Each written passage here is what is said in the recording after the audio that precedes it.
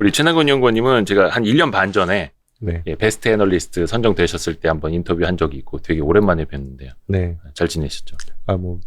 그동안 많은 변신을 했죠.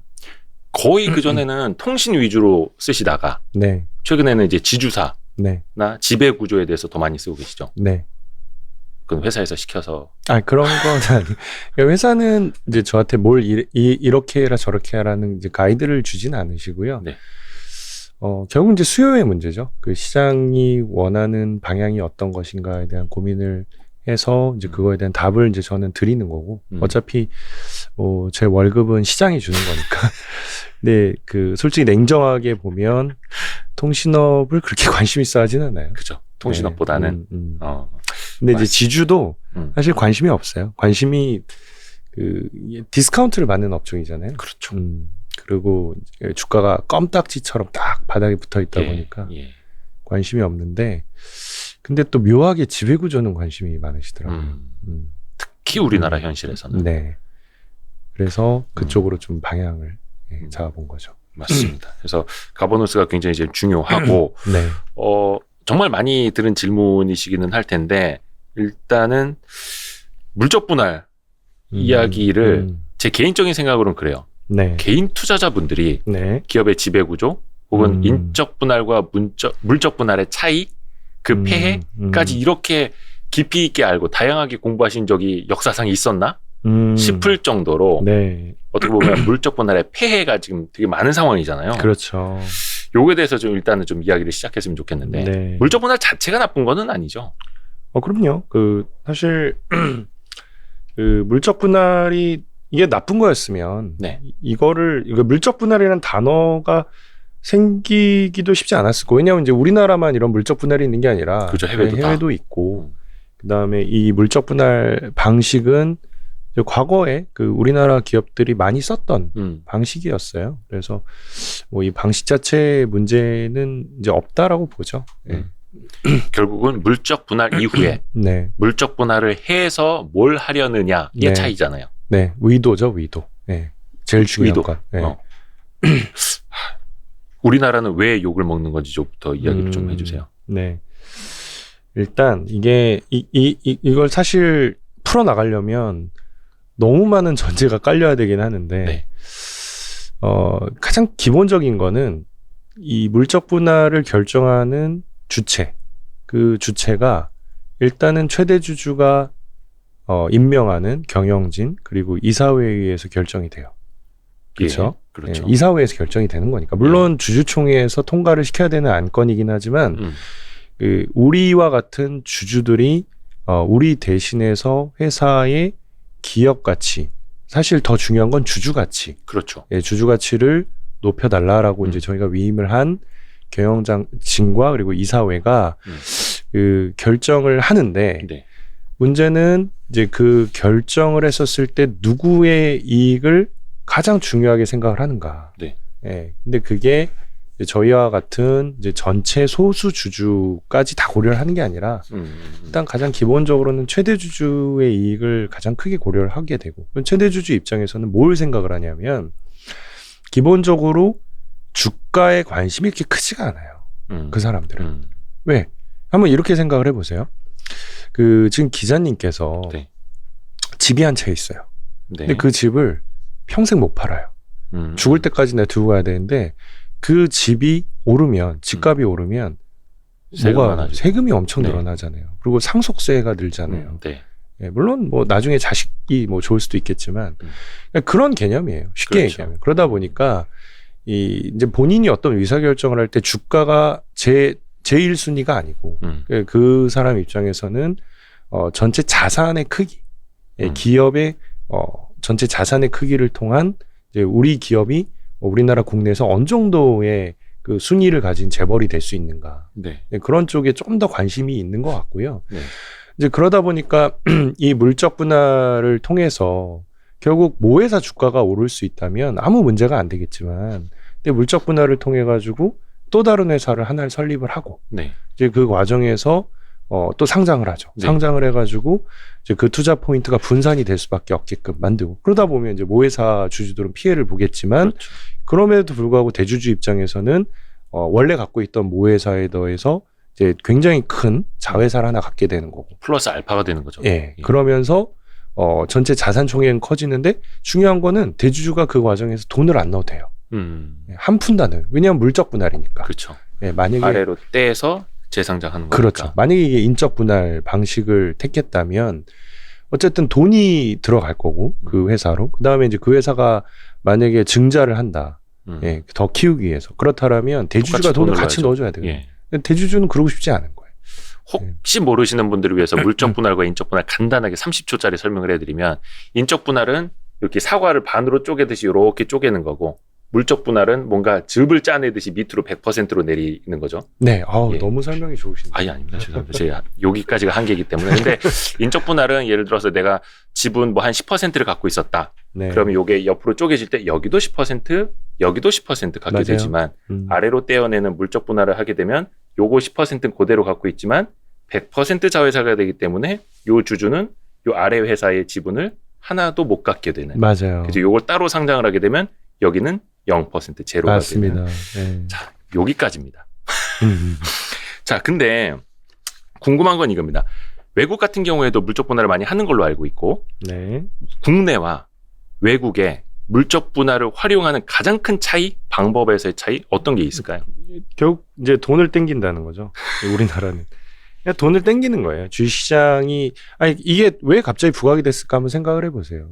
지금 코스피가 막 3,000 넘어가고 그다음에 배터리 관련된 주식들이 밸류에이션이 한 뭐 PER 기준으로 2025년 기준 막 30배씩 받고 그러니까 지금 시점이 이제 회사 입장에서는 주식을 팔아먹기 제일 좋은 타이밍인데 그러니까 결국 돈을 땡긴다는 거죠. 근데 이제 그 과정에서 대주주는 돈을 한 푼도 안 내고 돈을 땡길 수 있는 천재일호의 기후라고 봅니다. 네. 근데 이제 이런 것들이 결국은 앞서 말씀드린 것처럼 이게 전체 주주의 이해관계를 동시에 고려를 하지 않는다라는 측면. 근데 이게 만약에 그 미국이었다라고 하면 이제 미국 같은 경우에는 이런 의사결정 하나하나에 대해서 그 이사의 선관의 의무가 있어요. 근데 그 선관의 의무는 명확하게 그 판례에 의해서 델라웨어주 판례에 의해서 소액 이 전체 주주에 대한 선관의 의무가 있는 거거든요.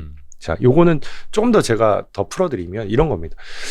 결국은 이제 우리가 이 회사의 주식을 산다, 혹은 공모를 한다라는 거는 그 회사의 경영진, 이사회랑 제가 계약을 하는 거예요. 사실 그렇죠. 예, 냉정하게 보면 계약을 하는 거고, 당신은 나 대신에 그 회사를 잘 경영해가지고 뭐 예를 들면 이게 주식이니까 리스크 프리미엄이 있을 거잖아요. 그럼 매년 뭐 5%가 됐건 10%가 됐건 주주환원으로 일정 수준 돌려주고 그리고 기업 가치 향상을 통해서 주가의 상승으로 추가로 엑스트라 알파를 나에게 돌려줘야 된다라는 그런 계약이 상호간에 있는 관계인데, 근데 이제 영미법은 그런 부분을 굉장히 중요하게 생각을 해요.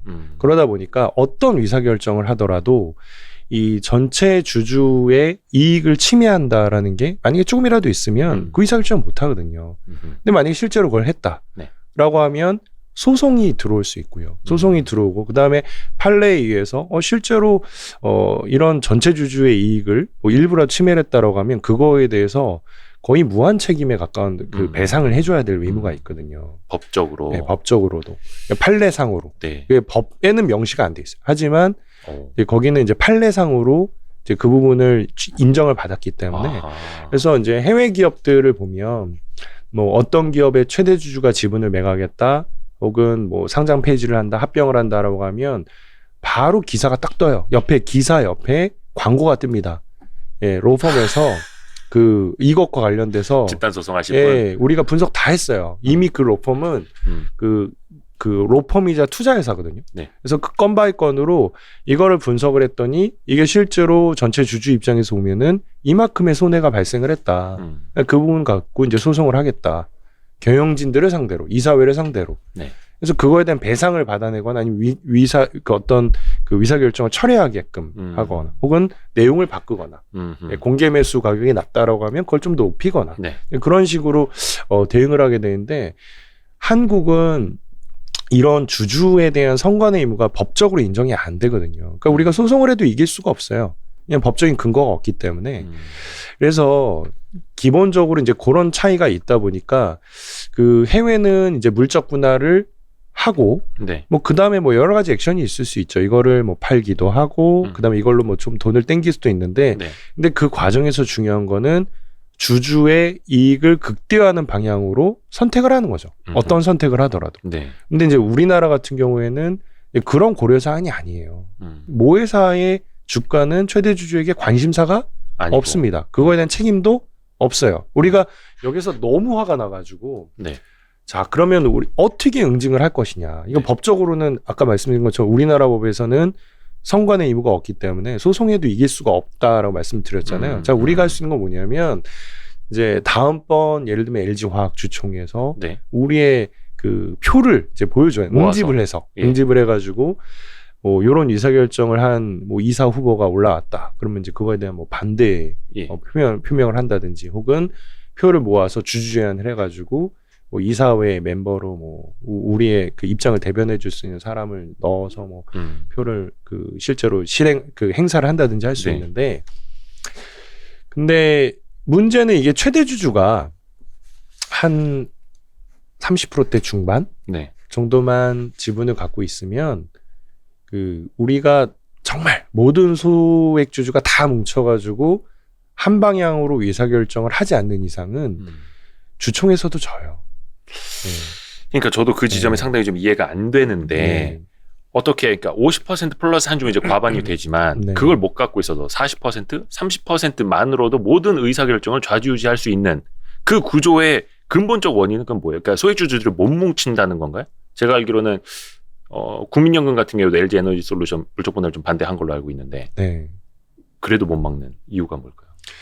그게 일단은 뭐 두 가지예요. 그러니까 방금 말씀하신 것처럼 사실 소액주주가 더 뭉쳐야죠. 근데 너무 소극적이고 그다음에 그 이면에는 그런 것도 있어요.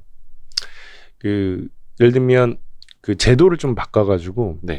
이거를 우리가 뭐 온라인으로 보팅을 한다든지 이제 그런 것들이 실제로 되면 아무래도 그 참석률이 높아질 수 있는데 근데 이제 주주총회를 일단 오프라인으로 개최를 하고 그 다음에 그 좀 되게 큰 회사들 같은 날 막 몰아서 하죠. 네, 몰아서 슈퍼 주총데이. 네, 맞습니다. 그러니까 뭐 여기에도 우리가 가고 저기에도 갈 수가 없는 상황이고 그러다 보니까 표가 응집이 잘 안 되고 예. 그게 첫 번째 이유가 있을 거고 또 뭐 생업도 바쁘실 테니까 그다음에 이제 또 하나는 그 외국인들이 이제 판단을 하는데 외국인들도 사실 우리가 봤을 때는 쟤네들이 우리랑 같은 편이라고 생각할 수 있지만 네. 또 막상 보면 그렇지 않아요.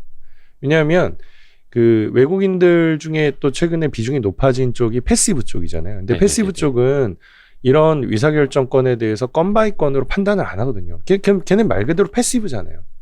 네, 수동적인 투자를 하는 애들이니까. 뭐 MSCI 코리아 스탠더드 지수만 추종을 하면 되는 막 이런. 네. 네.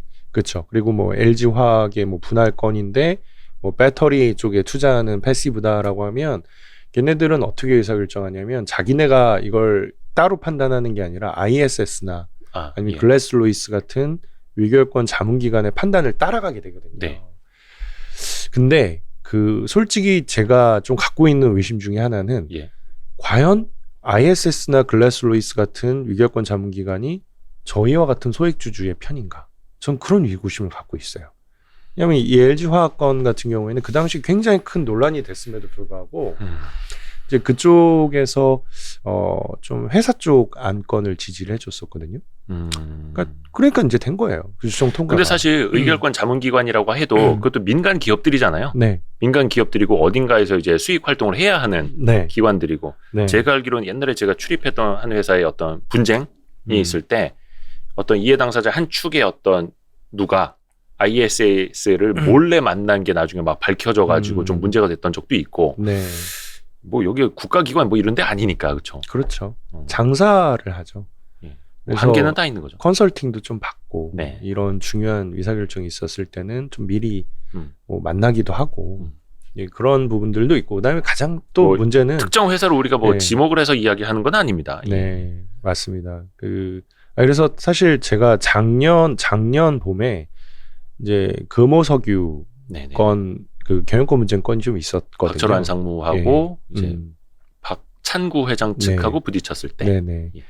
근데 제가 이제 저의 그 당시의 판단으로는 아무래도 회사의 이사회가 이제 어느 한쪽 방향으로만 가는 것보다는 네네네. 그래도 나름 좀 그 기존의 어떤 경영진과는 좀 다른 컬러의 예. 어떤 후보가 뭐 한 명이라도 이사회에 들어가는 게 사실 주주 입장에서 나쁘진 않겠다라고 생각을 했었어요. 그렇죠. 예. 예.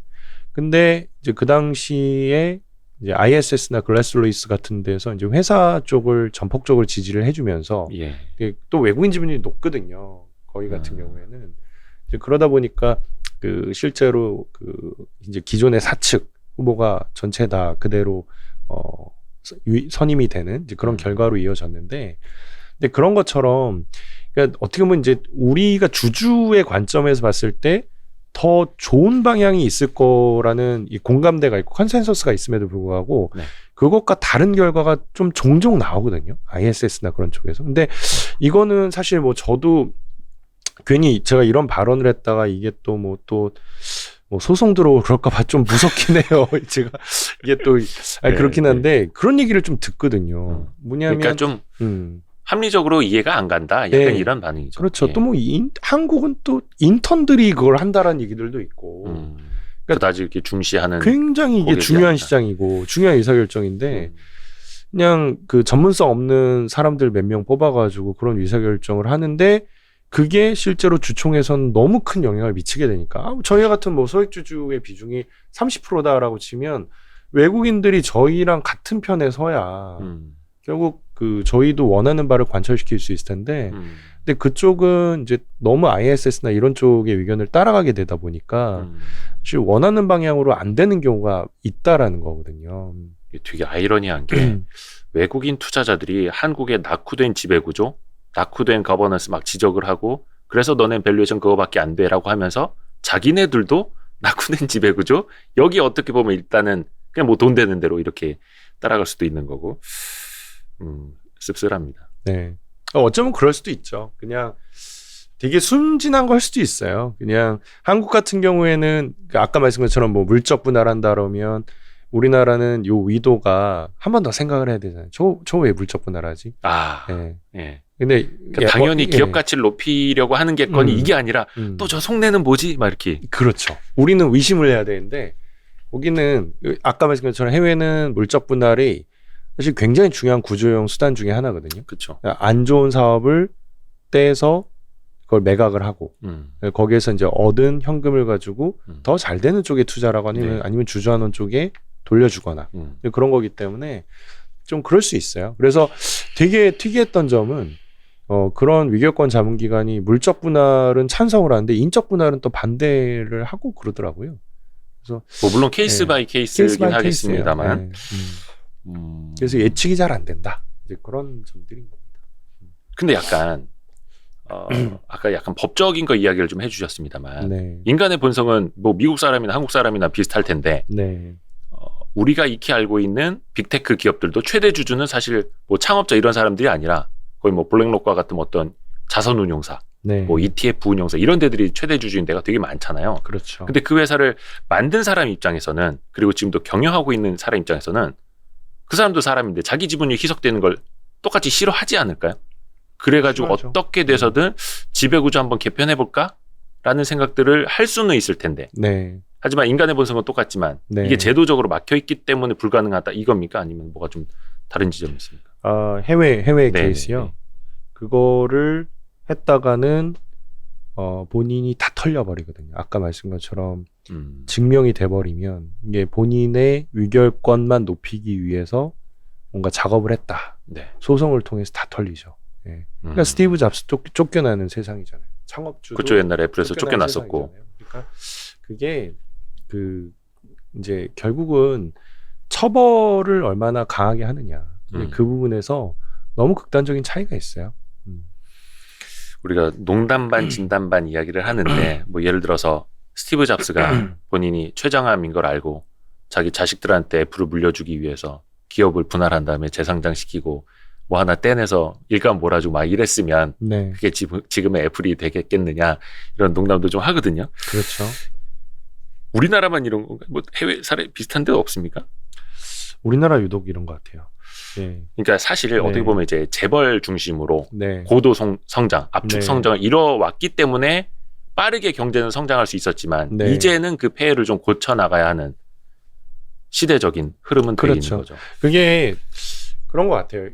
이제 경제가 성장하는 과정에서 뭐 삼성그룹이나 현대차그룹이나 SK그룹 이런 지금 유수의 대기업들을 보면 그 창업주가 있었을 거잖아요. 네. 원래 회사를 만드신 분들은 지금의 이제 비교하자면은 스타트업 레벨의 회사들, 예를 들면 마켓컬리라든지 쿠팡이라든지 뭐 이런 그 창업주랑 별반 다르지 않았을 거예요. 네, 그 당시에 네. 마음가짐이나 공격성이나 아니면 회사를 키우겠다, 성장을 시키겠다. 그리고 이게 단순히 내 것만을 위한 성장이 아니라 좀 같이 성장할 수 있는 부분들까지 종합적으로 고려해서 네. 뻗어 나갔을 텐데, 근데 이제 문제는 그게 2세대로 넘어가고 3세대로 넘어가면서 그런 어떤 정신도 희석이 될 수 있고, 그다음에 또 이런 거죠. 보통 어떤 왕조가 망할 때는 네. 보면 항상 승계 그게 잘못됐기 때문에 왕조가 망하는 거잖아요. 그렇죠.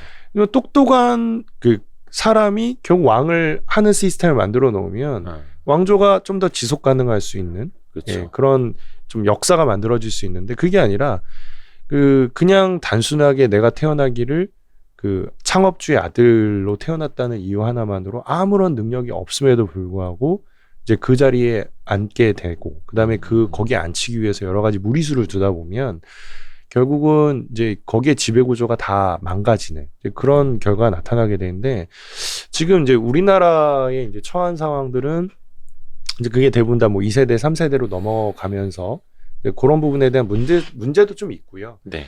그다음에 여기에는 사실 또 할 말들이 굉장히 많은데 예를 들면 이제 아까 말씀드린 것처럼 승계라는 게 제일 최우선 순위의 우리가 판단해야 되는 이제 근거가 되다 보니까 네. 세금을 고려 안 할 수가 없거든요. 아, 그렇죠. 네. 근데 보면은 우리나라의 이 주식에 대한 상속세율이 거의 뭐 65%에 근접해요. 또 경영권까지 이제 붙게 될 경우에 이제 가중이 되다 보니까 막 60% 이상 막 이렇게 되죠. 네, 60에서 65% 사이. 근데 대부분 65%라고 보시면 되고요. 웬만한 이제 경영권이 넘어가는 상속세는 65%고 이제 그게 좀 높죠. 예, 높은데 그냥 만약에 다른 세금까지 다 높았으면 문제가 없어요. 예, 그 다른 세금이라는 건 뭐냐면 이제 경영자가 승계를 할 수 있는 방법이 뭐 여러 가지가 있을 수 있습니다. 그냥 하나는 그냥 아예 지분을 받는 경우도 있고, 네. 예, 그건 이제 우리가 상속이나 증여세로 그냥 커버하는 거고, 그렇죠. 또 하나는 배당을 뭐 받는 경우가 있을 수 있고, 그걸 통해서 이제 부를 이전받을 수도 있고, 네. 또 하나는 일감 몰아주기를 통해 가지고 이제 어떤 특정 법인을 설립을 해서 그걸로 본인의 개인의 부를 키운 다음에 나중에 매각을 하면 이제 그게 상속할 수 있는 재원이 될 수도 그렇죠. 있을 거잖아요. 근데 세율이 너무 차이가 나요. 그러니까 첫 번째, 상속세율 같은 경우에는 65%, 상속증여 같은 경우에는 그 다음에 배당 같은 경우에는 제가 정확하지 않을 수도 있어요. 머릿속으로 지금 기억하는 거기 때문에 한 46% 정도까지라고 합니다. 그 다음에 우리가 주식을 어떤 회사를 키워가지고 주식을 양도해서 내는 세금 한 25% 정도라고 하거든요. 이게 너무 극단적으로 차이가 나다 보니까 이제 대주주 입장에서 의사결정할 때 내가 물려받아야 될 회사 주가가 오르는 거 원하지 않을 수 있고요. 주가 오를수록 세금이 비싸지니. 그렇죠. 그리고 배당을 많이 받는 것도 별로 안 좋아할 수 있어요. 세금이 여전히 높아요. 세율이. 그렇죠. 근데 세율이 가장 낮은 거는 빼먹어서 키워서 매각하는 그거기 때문에 그럼 대주주 입장에서 선택을 할 때 과연 어느 쪽으로 갈 것이냐.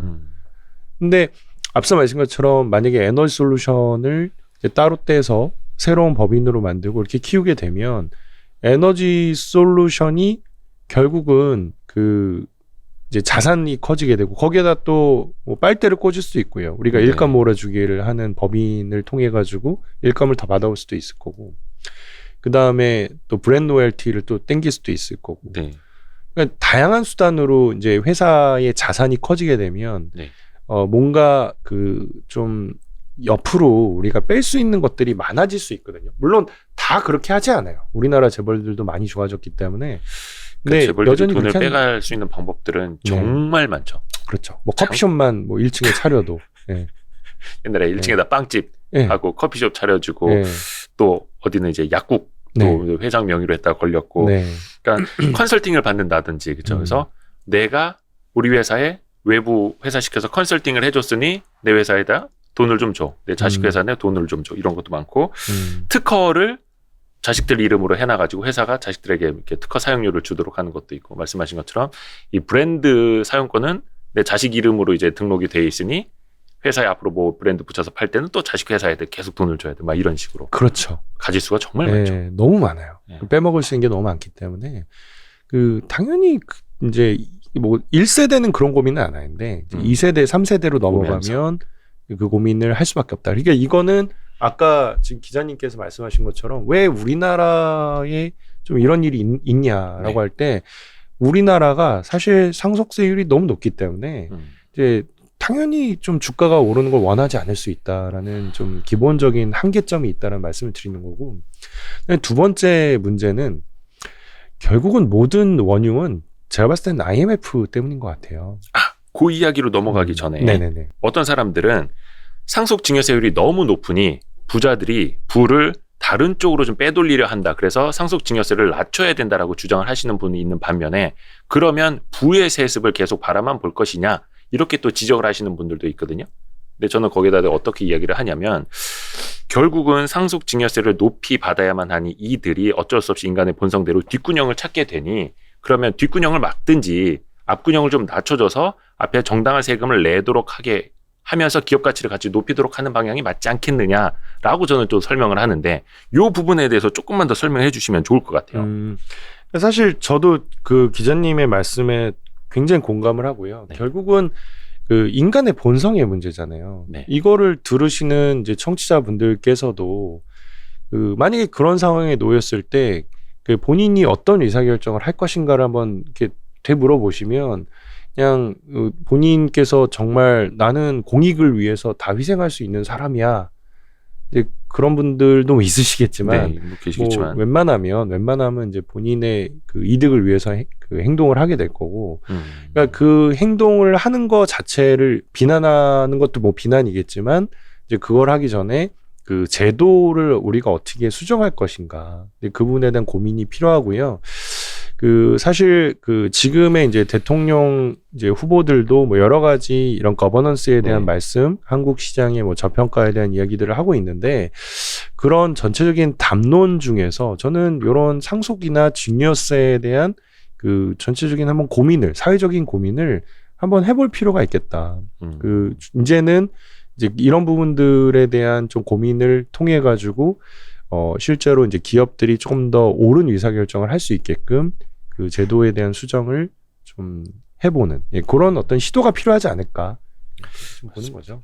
뭐 물론 부의 세습에도 좀 비용이 들도록 해야 하겠습니다만 원체 말씀하신 것처럼 상속증여세율과 다른 뭐 양도세라든지 요 격차가 너무 크기 때문에 결국은 그 격차로 인해서 피해가 돌고 돌아서 소액주주들에게 다 돌아오기 때문에 우리가 그걸 이제 바꾸자라고 하는 거죠. 결코 뭐 그냥 부자들 세금 감면해 주자고 뭐 하는 건 아니고요. 단순하게. 그렇죠? 그럼요.